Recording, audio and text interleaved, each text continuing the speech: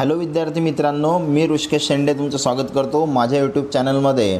आपण MST CETचा crash course सुरू केलेला आहे आणि ज्याच्यामध्ये आपण सॉलिड स्टेट नावाचं युनिट बघत आहोत आणि याच्यावरचे MCQ आज आपण बघणार आहोत. तर फर्स्ट MCQ आपल्याला दिलेला आहे, in 2 dimensional arrangement one sphere is in contact with other. तर काय सांगितलं आपल्याला, तर 2 डायमेन्शनल अरेंजमेंट आहे आणि 2 डायमेन्शनल अरेंजमेंटमध्ये जो एक स्पियर आहे तो किती स्पियरच्या कॉन्टॅक्टमध्ये असतो.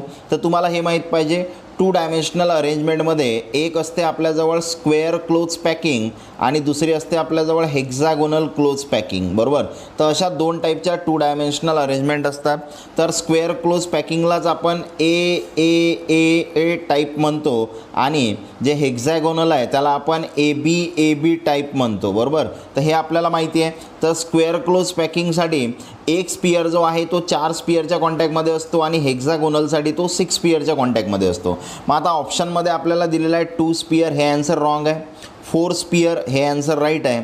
8 स्पियर रॉंग आहे. 10 स्पियर रॉंग आहे. तर आपल्याला माहीत पाहिजे 2 डायमेन्शनल पॅकिंग 2 असतात, एक स्क्वेअर क्लोज आहे आणि हेक्झागोनल आहे. स्क्वेअर क्लोज असेल तर 4 आणि हेक्झागोनल असेल तर 6. तर इथं ऑप्शनमध्ये आपल्या 4 हा ऑप्शन आहे, म्हणजे हा सेकंड नंबरचं हे तुमचं झालं आन्सर. यानंतर पुढचा क्वेश्चन बघू आपण.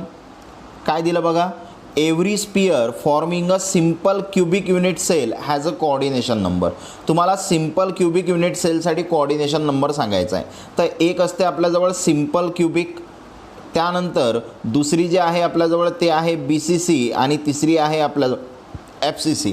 मग यांचा कोऑर्डिनेशन नंबर माहीत पाहिजे. तर सिम्पल क्युबिक जे आहे त्याचा कोऑर्डिनेशन नंबर असते 6, BCCचा जो आहे तो असते 8 आणि FCCचा किती असते 12. तर ह्या गोष्टी आपल्याला माहिती पाहिजेत. तर आपल्याला सिम्पल क्युबिक विचारलं, मग सिम्पल क्युबिकसाठी किती असते 6, म्हणजे ऑप्शन कोणता येणार सेकंड. त्यानंतर पुढे बघा, पुढे दिलेलं आहे तुम्हाला the tetrahedral voids the second layer are covered by third layer forms the arrangement. काय केलं बघा, जे टेट्राहेड्रल वॉइड आहेत कशाचे, सेकंड लेअरचे, त्याला कवर्ड केलं कशानं, थर्ड लेअरनं. बघा, जर टेट्राहेड्रल वॉइड जर तुम्ही कवर केले, महत्त्वाचं आहे, जर तुम्ही टेट्राहेड्रल वॉइड जर कवर केले तर जे अरेंजमेंट तयार होते त्या अरेंजमेंटला म्हणत असतो आपण AB टाईप. आणि जर ऑक्टाहेड्रल वॉइड कवर केले तर त्या अरेंजमेंटला म्हणत असतो आपण ABC टाईप. तर हे आपल्याला माहीत पाहिजे. टेट्राहेड्रल असेल तर AB टाईप आणि जर ऑक्टाहेड्रल वॉइड कवर केले तर आपण त्याला काय म्हणतो ABC टाईप. मग इथं टेट्राहेड्रल म्हटलं म्हणून आपला आन्सर आलं AB टाईप. त्यानंतर पुढचा MCQ बघा, काय दिलेलं आहे आपल्याला, which of the following is correct statement. कोणतं करेक्ट स्टेटमेंट आहे.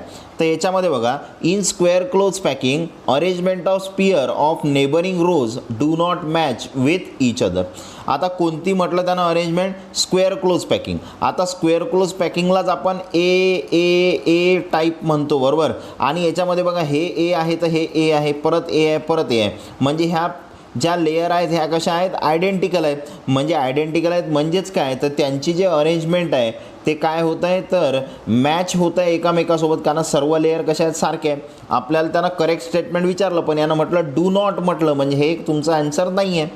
In hexagonal close packing each sphere is surrounded by 6 square shape holes. बघा, तर आपल्याला इथं काय सांगितलं त्यानं की हेक्झागोनल जे पॅकिंग आहे त्याच्यामध्ये each sphere is surrounded by 6 square shape holes. तर आपल्याला माहीत पाहिजे हेक्झागोनल क्लोज पॅकिंग असेल तर हेक्झागोनल क्लोज पॅकिंगमध्ये जे सराउंडेड म्हटलं म्हणजे कोऑर्डिनेशन नंबर म्हटलं, आणि हेक्झागोनल क्लोज पॅकिंगचा जो कोऑर्डिनेशन नंबर आहे तो किती असते 6 असते, म्हणजे हे स्टेटमेंट काय आहे, करेक्ट आहे. मग आपल्याला त्यानं तेच विचारलं होतं कोणतं स्टेटमेंट करेक्ट आहे, तर हे सेकंड नंबरचं स्टेटमेंट करेक्ट आहे. त्यानंतर पुढचा क्वेश्चन बघा, पुढे दिला आपल्याला the coordination number of sphere in ABC packing. कोणती पॅकिंग सांगितली आपल्याला, ABC आणि याचा कोऑर्डिनेशन नंबर. तर ABC पॅकिंगचा जो कोऑर्डिनेशन नंबर असतो तो असतो 12, बरोबर. हे आपल्याला माहीत पाहिजे. त्याच्यासोबत आपल्याकडे अजून एक असते AB. तर याचा पण कोऑर्डिनेशन नंबर किती असतो 12. पण हे कोणासाठी, तर ह्या दोन्हीच्या दोन्ही कोणत्या पॅकिंग आहेत, 3 डायमेन्शनल पॅकिंग आहे.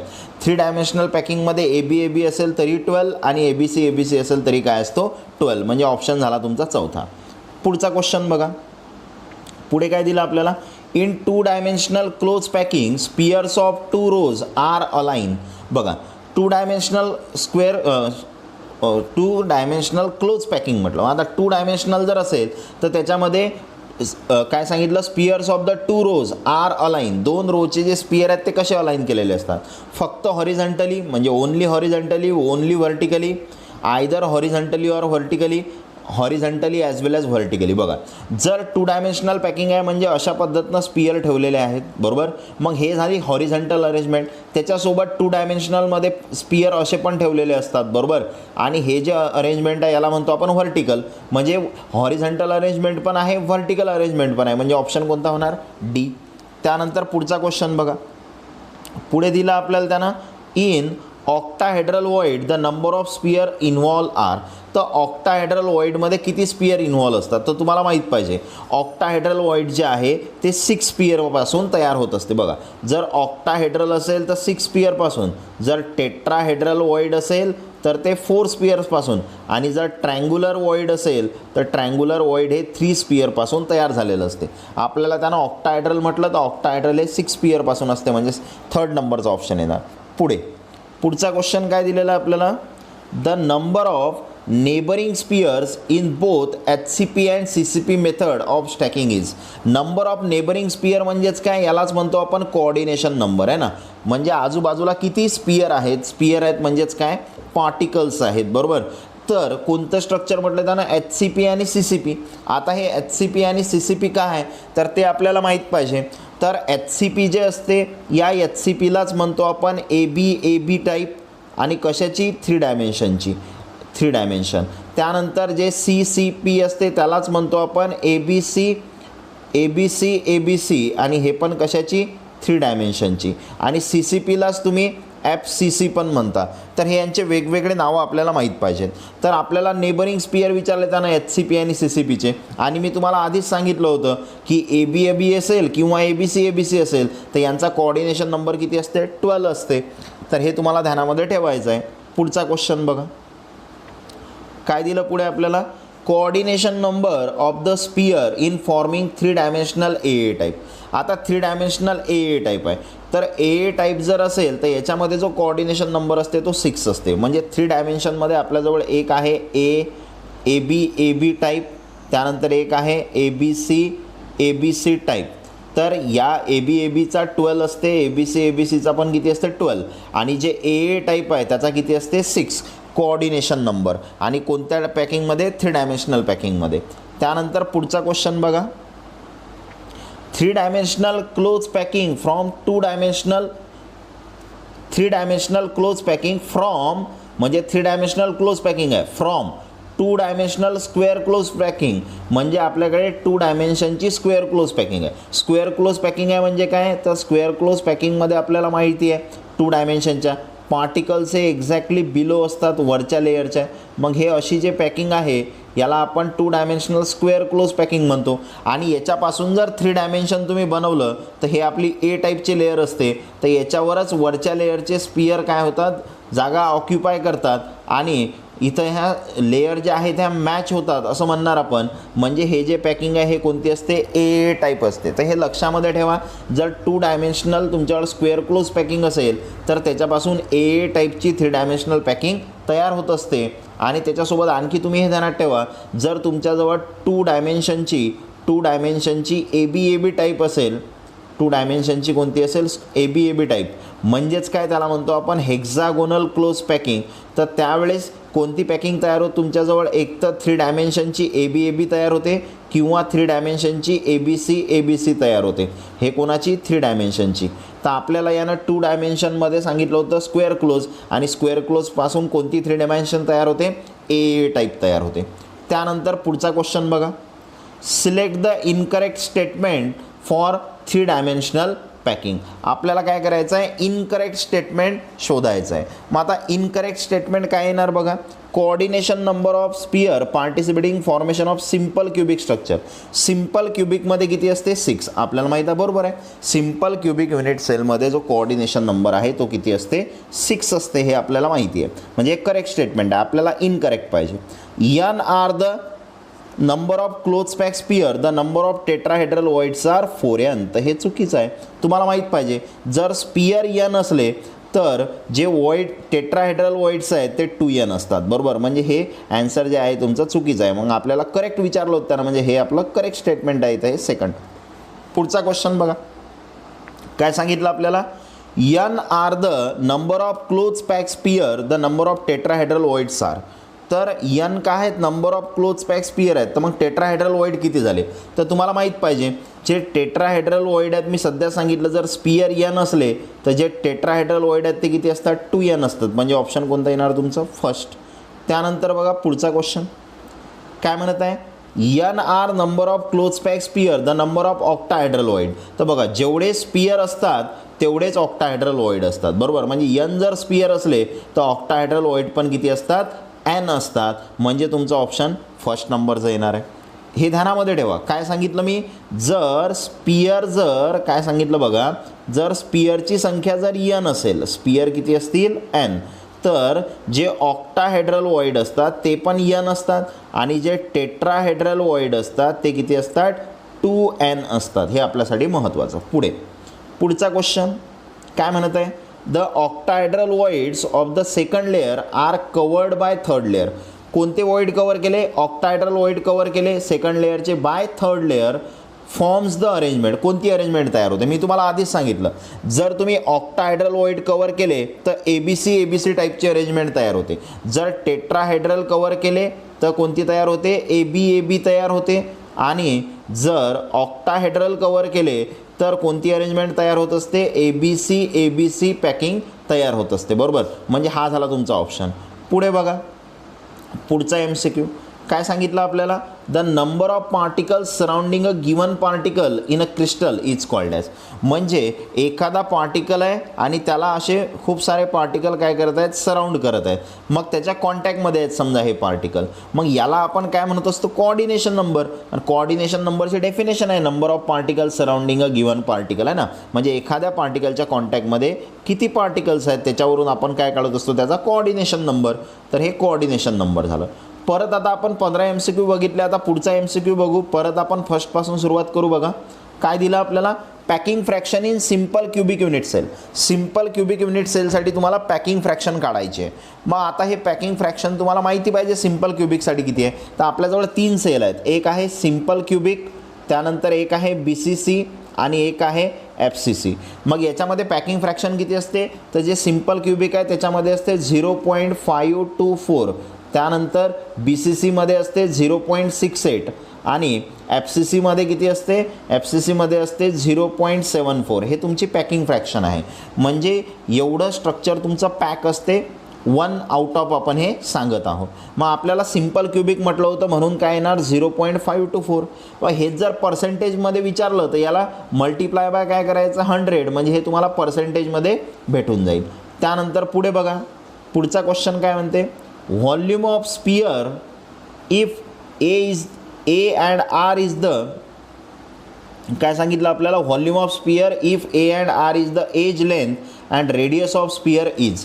तर आपल्याला स्पियरचा व्हॉल्यूम पाहिजे. आता स्पियरचा व्हॉल्यूम काय असते, तर स्पियरचा व्हॉल्यूम, तर स्पियरला काहीतरी रेडियस असेल, बरोबर. आणि स्पियरचा जो व्हॉल्यूम असते तो असते 4/3 πr³. हे तुम्ही मॅथमध्ये शिकता 10व्या वर्गामध्ये, आहे ना. तर स्पियरचा व्हॉल्यूम काय असते 4/3 πr³. मग असं आपल्याला कोणत्या ऑप्शनमध्ये दिसते, सेकंड नंबरच्या 4/3 πr³. एच्या नंतर पुढचा क्वेश्चन पुढे काय दिलेलं आहे आपल्याला, the edge length of BCC unit cell is given by. BCC unit सेलची एज लेंथ पाहिजे. बघा जर सिम्पल क्युबिक असेल, तिन्ही पण सांगून देतो मी, सिम्पल क्युबिकसाठी जे एज लेंथ आहे ते सांगायचे आहे तुम्हाला, तर R = A/2 असते सिम्पल क्युबिकसाठी. मग एज लेंथ म्हणजे A सांगायचं आहे, म्हणजे A काय झालं 2R. पण हे कोणासाठी असते, सिम्पलसाठी. मग आपल्याला A पाहिजे. एज लेंथ मग आपण A न डिनोट करतो, तर ते काय असते 2R. पण कोणासाठी, सिम्पलसाठी. आपल्याला त्यानं कशाची विचारली, BCCची. मग BCCसाठी तुम्हाला माहिती पाहिजे की Rचा जो फॉर्म्युला आहे, R काय असते BCCसाठी, तर √3/4 असते A. मग आपल्याला A विचारला त्यानं, मग A काय होणार, तर हे इकडे शिफ्ट करा 4 आणि त्याच्या डिवाइडमध्ये काय येणार √3R आणि A. म्हणजे एज लेंथ काय झालं तर 4/√3r√3 तर ए नंबरचा ऑप्शन येणार तुमचा हा वाला. हे झालं कोणासाठी? BCCसाठी. आणि जर FCCसाठी जर विचारलं असतं तर FCCसाठी जो R आहे तो किती असते? a/√8 असते. a/√8. मग एज लेंथ विचारलं असतं तर काय झालं असतं? √8r बरोबर. आणि √8लाच तुम्ही काय लिहू शकता? 2√2 लिहू शकता बरोबर. अशा पद्धतीनं पण तुम्ही लिहू शकता. मग आता पुढचा क्वेश्चन बघा. पुढे काय दिलं आपल्याला? In face centred cubic structure packing efficiency is. कोणता आहे? फेस सेंटर्ड क्यूबिक स्ट्रक्चर आहे. मग फेस सेंटर्डमध्ये पॅकिंग इफिशियन्सी किती असते? तर बघा, जे तुम्ही पॅकिंग इफिशियन्सी सांगत आहात तर एक तुम्ही सिम्पल क्यूबिकसाठी सांगू शकता, एक BCCसाठी आणि एक FCCसाठी.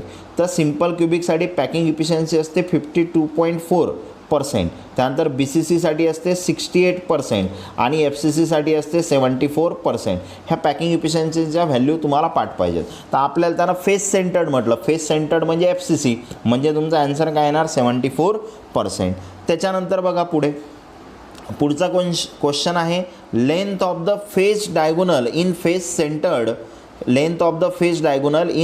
Centred cubic structure.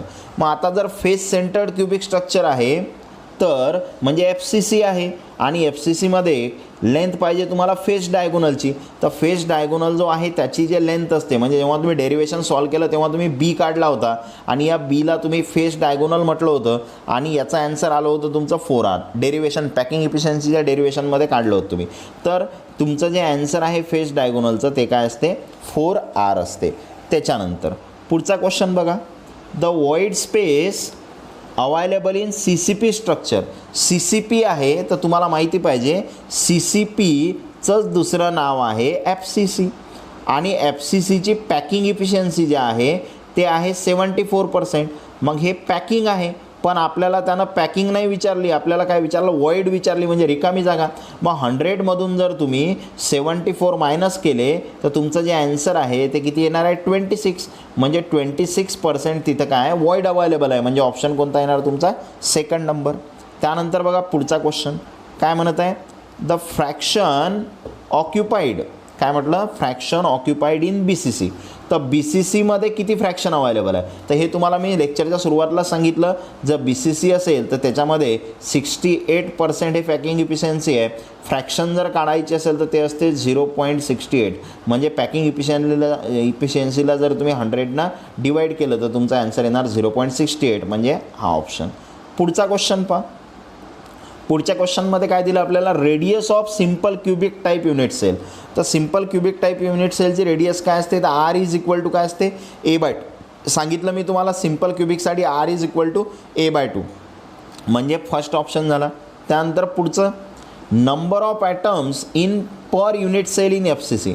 FCCमध्ये number of atoms per unit cell किती असतात? तर तुम्हाला माहीत पाहिजे. सिम्पल क्यूबिकसाठी 1 असतात नंबर ऑफ ॲटम्स एका युनिट सेलमध्ये. BCCसाठी 2 असतात आणि जर FCC असेल तर याच्यासाठी किती असतात? 4 असतात. म्हणजे ऑप्शन झाला तुमचा हा. पुढचा क्वेश्चन बघा. काय दिलं आपल्याला? Coordination number of FCC is.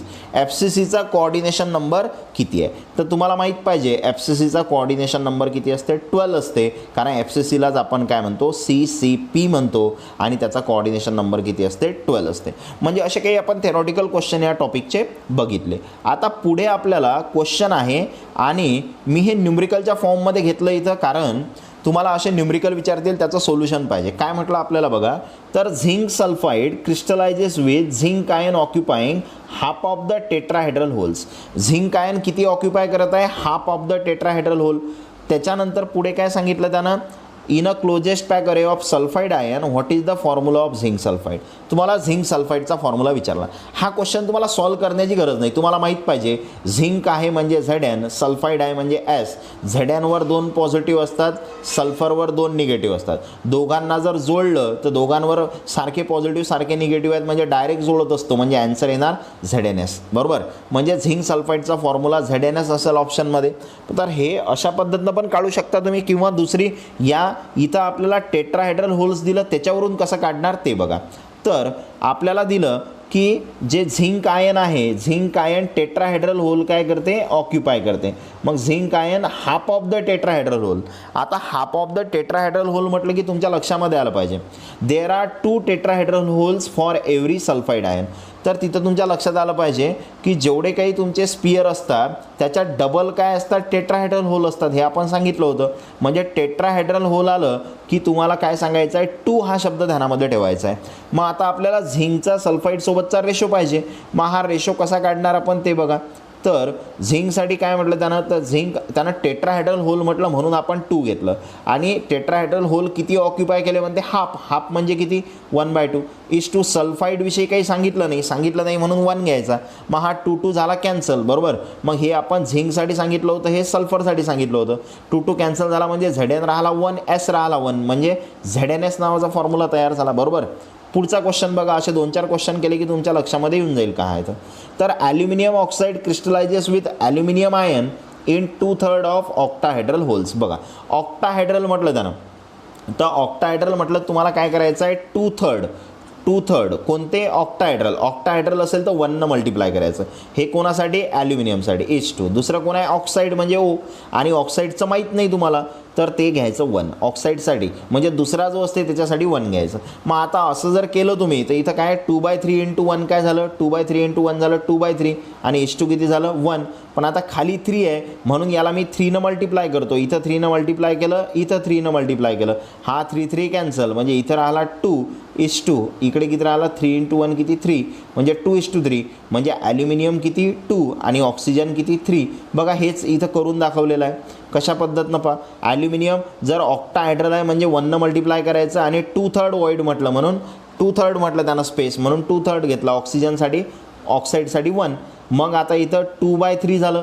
मग आपण 3 दोन्ही साईडला मल्टिप्लाय केलं. मग इथं 2:3 आलं म्हणजे ॲल्युमिनियम 2 आणि ऑक्सिजन किती, 3. म्हणजे फॉर्म्युला काय झाला, Al2O3. किंवा ट्रिक काय आहे आपल्याजवळ, ॲल्युमिनियमवर तुम्हाला माहीत पाहिजे 3 पॉझिटिव्ह असतात, ऑक्सिजनवर काय असतात 2 निगेटिव्ह. आता याच्यापासून जर तुम्हाला कंपाऊंड तयार करायचं असेल तर कसं तयार करतो आपण, ॲल्युमिनियम किती वेळा लिहायचा, ऑक्सिजनवर 2 चार्ज आहे म्हणून 2 वेळा. ऑक्सिजन किती वेळा लिहायचा, ॲल्युमिनियमवर 3 चार्ज आहे म्हणून 3 वेळा. म्हणजे फॉर्म्युला काय झाला, Al2O3. असं पण तुम्ही काढू शकता. त्यानंतर बघा पुढचा क्वेश्चन काय दिलं आपल्याला, the atoms of element A and B form a molecule AXBY. हा एक मॉलिक्यूल तयार करतात म्हणते, crystallise in HCP lattice. Element A occupies 2/3 of octahedral voids. बघा इथं थोडं क्वेश्चनमध्ये करेक्शन आहे. इथं ऑक्टाहेड्रल न घेता काय घेतलेलं आहे, खाली टेट्राहेड्रल घेतलेलं आहे. तर ऑक्टाहेड्रलच्या ठिकाणी काय पाहिजे आपल्याला, टेट्राहेड्रल पाहिजे. करेक्शन आहे इथं. मग जर 2/3 टेट्राहेड्रल वॉइड आहेत म्हणजे काय येणार, 2/3 टेट्राहेड्रल आहेत म्हणून कितीनं मल्टिप्लाय करायचं, 2 मल्टिप्लाय करायचं, H2 1. आणि कोणासाठी म्हटलं त्यांना, A ऑक्युपाय म्हणजे हे A साठी आहे तर हे कोणासाठी आहे, B साठी आहे. म्हणजे 2 × 2 काय होणार, 4/3 H2 काय होणार, 1. मग परत खाली 3 आहे म्हणून दोन्ही साईडनं आपण 3नं काय करणार, मल्टिप्लाय करणार. 3 कॅन्सल म्हणजे 4:3. मग A झाला तुमचा 4 आणि B किती झाला, 3. चेक करा इथं बघा कशा पद्धतीनं दिलं, A:B साठी. तर टेट्राहेड्रल वॉइड आहे म्हणून 2 घेतला आपण आणि 2:3 म्हटलं त्यानं, 2:3 मध्ये ऑक्युपाय करते.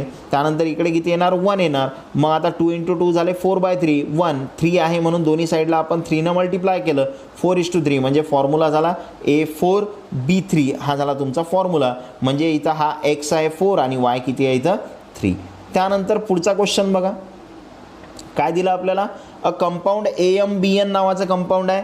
A in the form of cation, B in the form of anion, form CCP type crystal lattice. A occupy all the octahedral void. कोणते वॉइड आहेत, ऑक्टाहेड्रल वॉइड. आणि A ऑक्युपाय करत आहे. मग A:B आपल्याला काढायचं आहे. तर ऑक्टाहेड्रल आहे म्हणजे 1 मल्टिप्लाय करायचं. आणि किती, ऑल म्हणजे पूर्णचा पूर्ण म्हणजे किती, 1 ऑक्युपाय करत आहे, बरोबर. आणि B साठी तर 1 घ्यायचं आहे. म्हणजे काय झालं, 1 × 1 झाला 1:1. म्हणजे फॉर्म्युला काय झाला तुमचा, AB. एक A आणि एक B काय तयार करेल, AB तयार करेल. त्याच्यानंतर बघा पुढचा क्वेश्चन काय दिला आपल्याला, an element A and B form BCC type crystalline structure. कोणतं स्ट्रक्चर आहे बघा, BCC आहे. Element A occupies body centred position. A कुठं प्रेझेंट आहे पहा, A प्रेझेंट आहे बॉडी सेंटर्डला. मग A जर बॉडी सेंटर्डला आहे म्हणजे बॉडीच्या सेंटरमध्ये आहे म्हणजे पूर्णचा पूर्ण आतमध्ये आहे. म्हणजे A किती आहे तुमच्याकडे, 1 आहे. कारण बॉडीच्या सेंटरमध्ये आहे. त्यानंतर काय म्हटलं, B is at the corner of the cube. B कॉर्नरला आहे. मग बी जर कॉर्नरला आहे तर आपल्याला माहिती आहे कॉर्नरला पार्टिकल फक्त 1/8च प्रेझेंट असते, बरोबर. आणि असे कॉर्नर किती असतात, 8 असतात. मग हा काय होणार, हा 8 कॅन्सल, आन्सर किती येणार 1. म्हणजे तुमच्याजवळ जो बी आहे तो पण किती आहे, 1च आहे, बरोबर. मग what is the formula of the compound. तर कंपाऊंडचा फॉर्म्युला काय झाला, ए पण 1 आहे, बी पण 1 आहे, म्हणजे फॉर्म्युला काय झाला, ए बी. तुम्ही डायरेक्ट सॉल्व्ह करू शकता. आणि what is the coordination number of A and B. आणि कोऑर्डिनेशन नंबर काय होणार, तर BCC आहे. तर BCCसाठी कोऑर्डिनेशन नंबर तुम्हाला माहीत पाहिजे. तर BCCसाठी कोऑर्डिनेशन नंबर किती असते, 8, बरोबर. तर अशा पद्धतीनं आपण हा क्वेश्चन सॉल्व्ह केला. काय परत एकदा सांगतो कसा सॉल्व्ह केला. तर बघा काय सांगितलं त्यानं, BCC टाईप क्रिस्टलाइन स्ट्रक्चर आहे, ए ऑक्युपाय बॉडी सेंटर्ड. मग ए जर बॉडी सेंटर्डला आहे म्हणजे एक पार्टिकल दिला तुम्हाला, कारण बॉडी सेंटरचा पार्टिकल पूर्णचा पूर्ण आतमध्ये असते, एक पार्टिकल असते. Be at the corner. बी जर कॉर्नरला आहे, कॉर्नरचा पार्टिकल 1/8 शेअर असते, बरोबर. एका सेलमध्ये 1/8 असते आणि कॉर्नर किती असतात, 8, म्हणजे 8 कॅन्सल, आन्सर किती येणार 1. मग ए पण 1 आहे, बी पण 1 आहे, म्हणजे फॉर्म्युला काय झाला, ए बी, बरोबर. त्याच्यानंतर पुढचा क्वेश्चन म्हणजेच या टॉपिकचा आपण शेवटचा क्वेश्चन बघू. काय म्हणत आहे पहा, atom C and D form FCC structure. कोणतं स्ट्रक्चर दिलं आता, FCC आहे. मग काय म्हणते, C is present at the corner of the cube. C कॉर्नरला आहे, मग सी जर कॉर्नरला आहे तर सी किती येणार इथं, तर कॉर्नरचा आहे म्हणजे 1/8 आणि कॉर्नर किती असतात, 8 कॅन्सल, किती झाला 1, म्हणजे सी आहे तुमच्याजवळ 1. आणि D is at the face of the cube. D फेसला आहे आणि फेसचा जो पार्टिकल असते तो 1/2 शेअर असते, बरोबर. तर हे तुम्हाला माहीत पाहिजे, फेसचा पार्टिकल 1/2 शेअर असते. आणि युनिट सेलला फेसेस किती असतात, 6 असतात, हे तुम्हाला माहीत पाहिजे. मग काय होणार, 2 1 2 3 3 × 1 किती झाले 3, म्हणजे सी आहे 1 आणि डी किती आला 3, म्हणजे फॉर्म्युला काय होणार, CD3. हा झाला तुमचा फॉर्म्युला. म्हणजे अशा पद्धतीनं आपण हे फाइंड आउट केलं. मग आता काही गोष्टी तुम्हाला लक्षामध्ये ठेवायच्या आहेत. जो कॉर्नरचा पार्टिकल असते तो 1/8 असते, जो फेसचा पार्टिकल असते तो 1/2 असते आणि बॉडी सेंटरचा पार्टिकल पूर्णचा पूर्ण 1 असते, बरोबर.